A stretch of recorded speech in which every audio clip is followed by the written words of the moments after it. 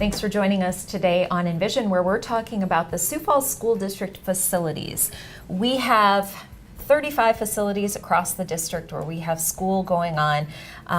We are thankful to be a very growing district where we continue to see growth, about 200 to 500 students every year. It's a good problem to have. But now we're starting to talk about where are we going to educate all of those students coming up. You've heard me, and maybe the viewers have heard me too, call this is our delightful challenge. Right. Delightful because we're growing and we're filling up the facilities that we have. And so what do we continue to do? If we grow by another 200 students this year or 500 students next year, what do we do? We're growing up and our buildings are full. So how do we address that delightful challenge as we go forward? Right, and you have a team of people that has sort of set a timeline for the next year or so about some of those critical pieces that need to be discussed to get us to the point where we can figure out, okay, what are some ideas in terms of facilities for the future? We've really put together a comprehensive plan over this next year so that a year from now, maybe in August or September of 2018, we have a definite plan. Right now we have a plan to plan.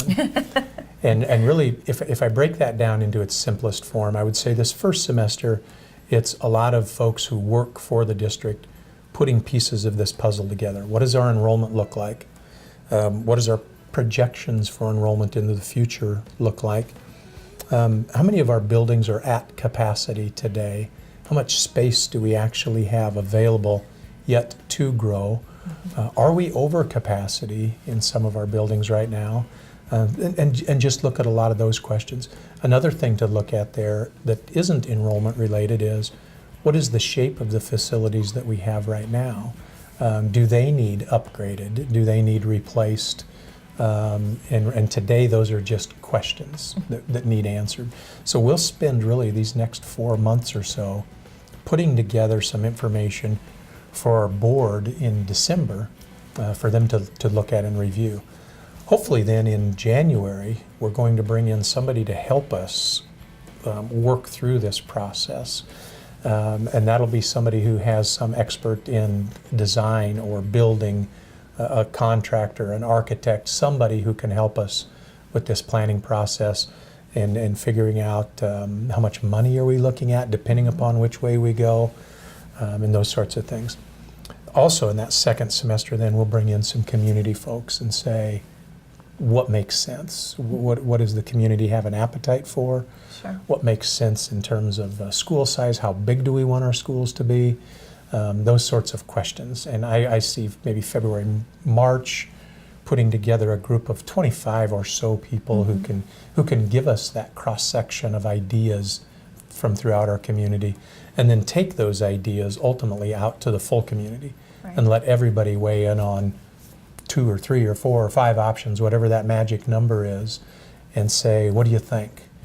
And then hopefully once we've heard all that, once the board has heard all that information, by the time we get to next July, maybe our board begins to put together a scope of projects for years to come. Sure.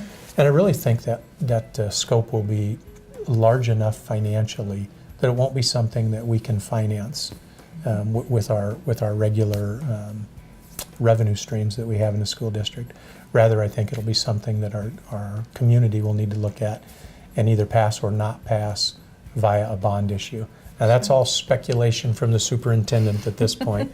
No action has been taken by the board, but that's how I see things laying out this next year, so that ultimately we get a plan for what our facilities need to look like in the future, and we get a plan for how we're going to pay for those facilities in the future. Right. We really have wonderful school buildings that have been built well, maintained extremely well. So in terms of that, we're sitting pretty good in terms of that sort of construction and longevity and that type of thing. But we're really looking at that growth and the continued, and I've heard you say kindergarten through 3rd grade has a surplus of students compared to our existing 9th through 12th grade. When we look right now at the number of seats we have for high school students, so that's and we can count those up, we know that number. when we count the seats at Roosevelt and at Washington and at Lincoln and at New Tech and at CTE and at Joe Foss, all those seats where our 9th through 12th graders sit. And we think about those 4 grades, 9 through 12, and I compare that number to our first 4 grades, kindergarten, 1st, 2nd, and 3rd from last year. Our kindergarten, 1st, 2nd, and 3rd graders outnumbered last year's 9th, 10th, 11th, and 12th graders by 1,100. So if last year we had 1,100 students to put in our facilities, where would they have gone? I don't know that we would like the answer to that question. The good news is we didn't have that dilemma last year, Right. but we're going to have that dilemma here in about 8 or 9 years. Right. So in the meantime, how do we make sure that we're ready for that? Well, lots to discuss and a lot of information to put together over the next year or so that we can bring that to the community and have them weigh in as well. So be watching for more information on facilities. It will be a topic of discussion many times throughout the year. Thanks for joining us today on Envision.